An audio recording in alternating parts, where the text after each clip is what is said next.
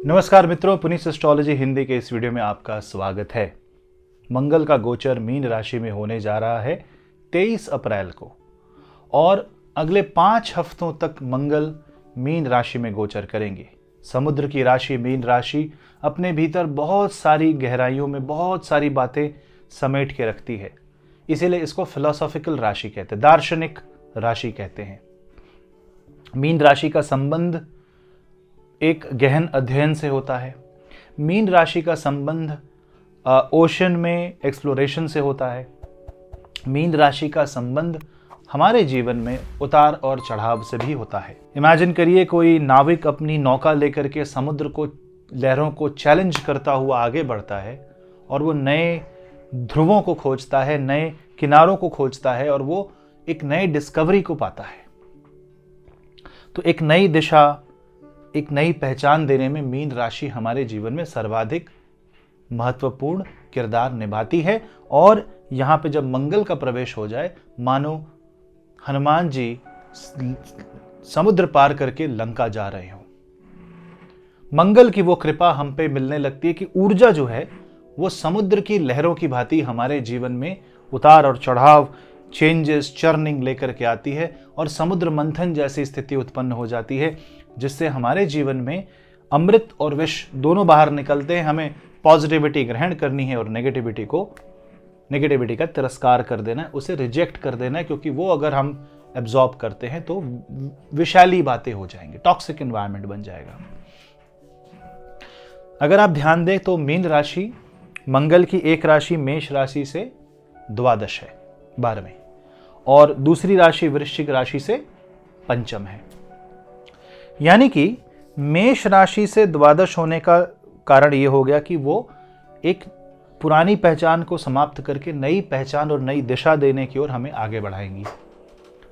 और वृश्चिक राशि से पंचम होने का मतलब है कि यहां पे बहुत सारे सीक्रेट्स बाहर निकलेंगे, बहुत सारी बातों को आदमी व्यक्ति मन में रखेगा, व्यक्त नहीं करेगा। अगर आपके जीवन में मंगल मीन राशि के हैं, अगर आपकी मीन राशि है, तो अवश्य आपके जीवन में इस तरह की बातें होंगी जब आप बहुत कुछ कहना चाहोगे पर व्यक्त नहीं कर पाओगे। समुद्र भी बहुत कुछ कहना चाहता है, पर जिस दिन समुद्र ने व्यक्त करना शुरू कर दिया, सुनामी आ जाएगी। तो आपके अंदर एक, कहते हैं ना कि एक सीमा होनी चाहिए कि एब्जॉर्ब करने की, और साथ ही साथ मंगल आपको ये शक्ति देते हैं कि आप अपने आप को बांध के रखें, लेकिन नए विचार आते रहें, नई चीजें उत्पन्न होती रहें। समुद्र तो जीवन का सोर्स था, यहीं से जीवन की उत्पत्ति हुई है। भगवान महाविष्णु के प्रथम अवतार मत्स्य अवतार की कृपा भी समुद्र के द्वारा ही हुई थी। इसी समुद्र को लांघने के लिए, इस पे पुल बनाने के लिए भगवान राम ने समुद्र देव का आह्वान भी किया था। तो जब मंगल उस समुद्र देव के ऊपर गोचर करते हैं, पाइसिस मीन राशि में गोचर करते हैं, तो अवश्य ही एक जीवन में परिवर्तन आना शुरू हो जाता है। आपको हाइड्रेटेड रहना है। मंगल हॉट प्लैनेट है, गर्मी का समय है, तो यहां पे आपके जीवन में गुस्सा बहुत आ सकता है, लेकिन आपको गुस्से को पीना पड़ेगा। मतलब सिचुएशन कुछ ऐसी बन रही है जहां पे आपको कर्तव्य बोध भी हो रहा है, आपको आपकी लिमिटेशंस भी पता है, लेकिन कुछ नकारात्मक सिचुएशंस बन रही हैं जिसकी वजह से आप उससे लड़ रहे हो। ऐसे में भगवान हनुमान के चरणों की उपासना अति उत्तम रहेगी। इसके साथ साथ अगर आप मेष राशि के जातक हैं, चंद्र राशि की बात कर रहा हूं, जन्म लग्न की बात नहीं कर रहा, चंद्र राशि से अगर आप मेष राशि के जातक हैं तो खर्चे बढ़ सकते हैं, विदेश यात्रा के योग बनेंगे और साथ ही साथ आपके मन में एक परिवर्तन की भावना भी आएगी। अगर आप वृषभ राशि के जातक हैं तो एकादश भाव में मंगल नए आय के स्तोत्र बनाएंगे, देश विदेश की यात्रा कराएंगे, एक्सपोर्ट इंपोर्ट के काम, ट्रांसपोर्टेशन के काम, वाटर से रिलेटेड काम, उसमें आगे बढ़ाएंगे। अगर आपकी मिथुन राशि है तो करियर संबंधी क्षेत्र में उतार चढ़ाव आने की संभावना है।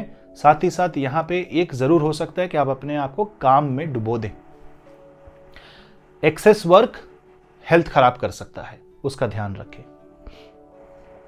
कर्क राशि वाले जातकों के लिए नवम भाव में मंगल का गोचर अति उत्तम है, क्योंकि पंचमेश पंचम भाव से भावत भावम, भाग्योदय होगा, समुद्र की सीमा के समान विस्तार होगा, आपके पास अत्यधिक धन आएगा और आप अपने जीवन में बड़े बड़े बदलाव कर सकते हो। इस समय आप अपनी पुरानी प्रॉपर्टी बेच के नई प्रॉपर्टी लेना, नए वाहन खरीदने के योग बनते हैं और भाग्य बदलने के योग बनते हैं। तो कर्क राशि वाले जातकों के लिए तो अति उत्तम समय है। अगर आपकी सिंह राशि है तो आपके जीवन में गहन अध्ययन, रिसर्च इसका समय है। इनकम टैक्स की चीज़ों को सुधारें और इंश्योरेंस पॉलिसीज ले लें। यह समय धन को गाड़ने का है, यह समय भाग्य को टेस्ट करने का बिल्कुल नहीं है, सिक्योरिटी लाने का है। अगर आपकी कन्या राशि है तो मंगल का गोचर सप्तम भाव में होकर विवाह संबंधी क्षेत्र में एक नया पॉइंट ऑफ व्यू देगा। आपको बहुत सी चीजें बर्दाश्त करनी पड़ेंगी, लेकिन आपके जीवन में बड़े बदलाव आएंगे। साथ ही साथ नए बिजनेस के योग बनते हैं, नई पार्टनरशिप खुलने के योग बनते हैं। टेक्नोलॉजी सेक्टर में और एनर्जी सेक्टर में बूम आएगी। तुला राशि वाले जातकों के लिए मंगल का गोचर नेवल युद्ध के समान छठे भाव में हो रहा है, जिसका मतलब यह है कि रोग प्रतिरोधक क्षमता बढ़ेगी और आपके जीवन में स्वस्थ भाव लेकर के आप आगे बढ़ेंगे। मनोबल बढ़ेगा, कॉन्फिडेंस बढ़ेगा और अगर कोई कोर्ट केस है तो जीतने की संभावना बनती है। साथ ही साथ किसी भी तरह की गैम्बलिंग से बचें। वृश्चिक राशि वाले जातकों के लिए लग्नेश ही पंचम भाव में आ रहे हैं। अति उत्तम समय है, राजयोगकारी समय है। संतान पक्ष से आपको अभी बहुत कुछ अच्छा सुनने मिलेगा, आपके स्वास्थ्य में वृद्धि होगी और स्टूडेंट्स को लाभ होगा। उनको बहुत कुछ पढ़ने मिलेगा, अपॉर्चुनिटीज के दरवाजे खुलेंगे ताकि आप उन द्वार से आगे बढ़ सकें। अब आपके ऊपर है कि आप वो डेयरिंग लेते हैं कि नहीं। धनु राशि वाले जातकों के लिए मंगल का गोचर चतुर्थ भाव में होकर के माता के स्वास्थ्य में वृद्धि, साथ ही साथ आप घर में समय ज्यादा स्पेंड करेंगे। शायद वर्क फ्रॉम होम जैसी सिचुएशन बन सकती है, ऐसे योग बनते हैं, परंतु करियर में वृद्धि अवश्य होगी। बस देर रात काम ना करें वरना स्वास्थ्य बिगड़ सकता है। मकर राशि वाले जातकों के लिए मंगल का गोचर तृतीय भाव में होगा। तृतीय भाव में भाइयों के साथ संबंध सुधर सकते हैं। किसी भी तरह के वाद विवाद से बचें। यह समय प्रॉपर्टी और एसेट्स को लेकर झगड़ा करने का बिल्कुल नहीं है, क्योंकि अगर वो हो गया तो ये अनंतकालीन, दीर्घकालीन शत्रुता बन जाएगी। ध्यान रखें।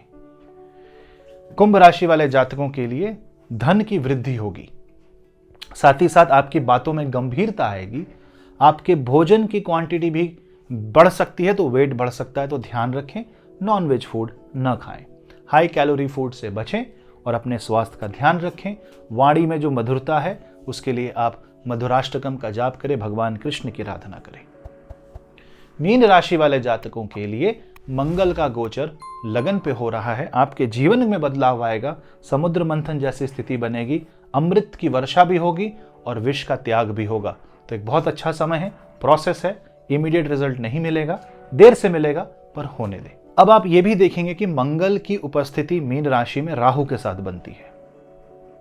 राहु का मतलब हो गया कि यहां पे राहु भ्रम पैदा कर सकते हैं, जिसकी वजह से देश दुनिया में झगड़े हो सकते हैं, लड़ाइयां हो सकती हैं, सबमरीन वॉरफेयर, शिप का डूबना, अर्थक्वेक, अंडर वाटर अर्थक्वेक, पानी में सुनामी या मल्टीपल वेव्स पैदा होना, experiments in water and ocean, deep sea experiment, ये सब कॉमन बात है। आपको जीवन में ये देखना है कि आप मंगल यानी भूमि और सॉयल और वाटर प्रिजर्वेशन के लिए क्या कर रहे हैं। अपने घर में जल, जो आपके जल संसाधन है उसका ध्यान रखें, जल का दुरुपयोग न करें और साथ ही साथ सॉयल यानी मिट्टी का दुरुपयोग भी ना करें। अनावश्यक खर्च से बचें और हनुमान चालीसा का 7 बार प्रतिदिन जाप करें। यह याद रखें कि जब मंगल राहु के साथ हैं, बृहस्पति मंगल से तृतीय हो जाते हैं वृषभ राशि में, यानी मंगल के पास एक सकारात्मक शक्ति है। वो राहु से लड़ सकता है, भ्रम को दूर कर सकता है, लेकिन भ्रम ही सत्य हो जाए तो फिर व्यक्ति पतन की तरफ आगे बढ़ता है। तो भ्रम को सत्य मान रहे हैं या सत्य को भ्रम मान के आप उसका त्याग कर रहे हैं, इस बात का समझना आपको है। यही आपकी और हमारी, हम सब की परीक्षा है और ग्रह हमारी परीक्षा लेते रहेंगे। हमें बस भगवान का नाम लेके हनुमान जी की कृपा से आगे बढ़ना है। इसी के साथ मैं अपने वचनों को विराम देता हूँ। मिलता हूं मैं आपसे अगले वीडियो में, तब तक के लिए नमस्ते।